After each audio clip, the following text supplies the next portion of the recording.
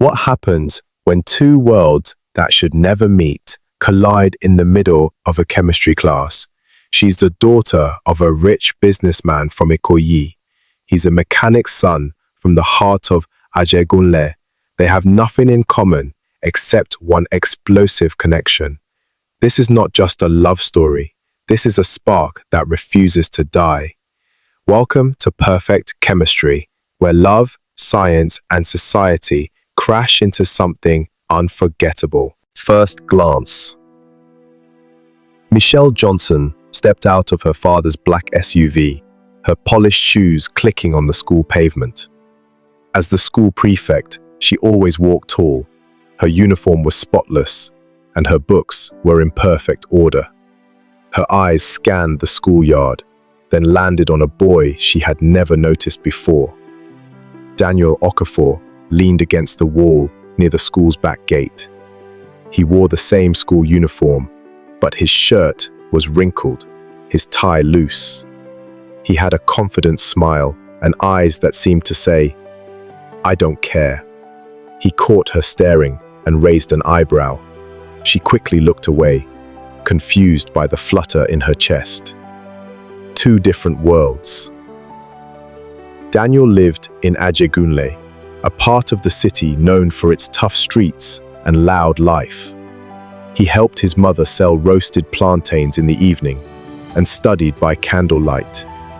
His dream was to become an engineer, but most people didn't believe in dreams from his side of town. Michelle lived in Ikoyi, a world filled with big houses, quiet nights, and private security. Her father was a top politician. Everything in her life was planned, from her grades to her future.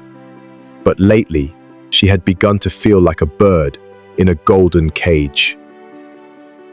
Forced partners. Their chemistry teacher announced a group project. "Everyone will work in pairs," she said. Michelle sat up straight, expecting to work with her best friend. Then, the teacher called out, "Michelle Johnson and Daniel Okafor." Gasps echoed in the class. Michelle's jaw dropped and Daniel smirked. "Guess we're partners," he said, walking over. She didn't answer, but packed her books and walked away. She didn't like trouble, and Daniel looked like trouble, with a smile. The first meeting. They met at a cafe near the school after class. Michelle ordered tea. Daniel got puff and Coke. They barely spoke at first. She asked questions about the project. He gave short replies. Finally, Daniel said, "Why are you so uptight?" Michelle frowned. "And why are you so careless?" she shot back. They stared at each other for a second, then both burst into laughter. For the first time, they relaxed. Secrets and stories. Over the next few days, their meetings became longer. They talked about school, music, and life. Daniel shared stories of the street, the noise, the danger, the dreams.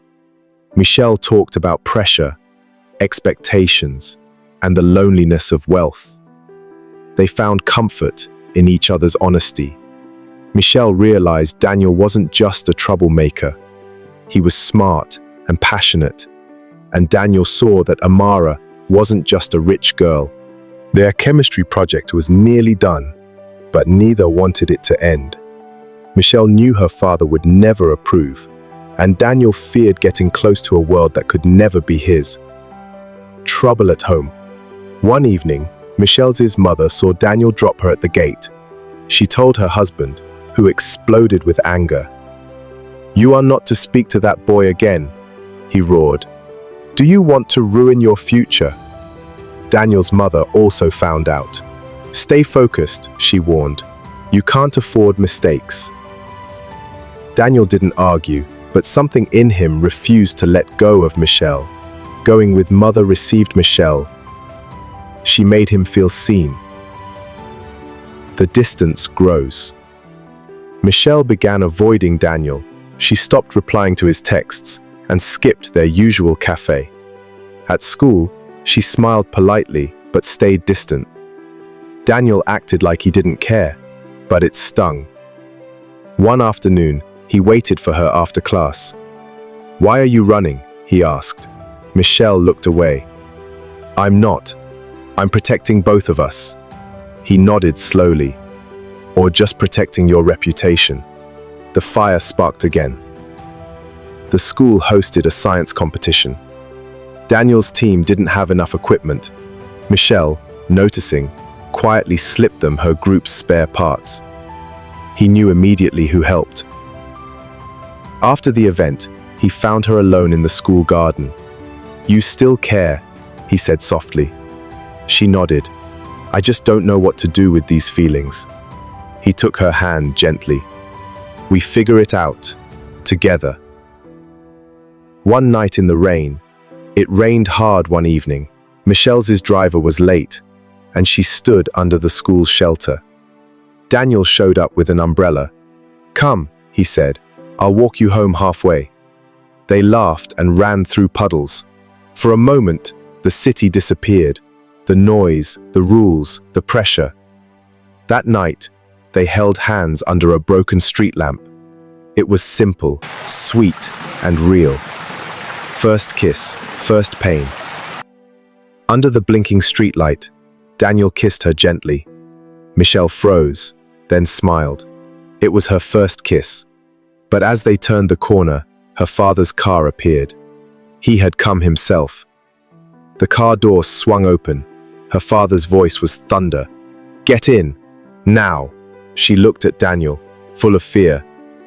"It's okay," he whispered, but she could see it wasn't. Locked away. Her parents grounded her. No phone, no school, private tutor instead.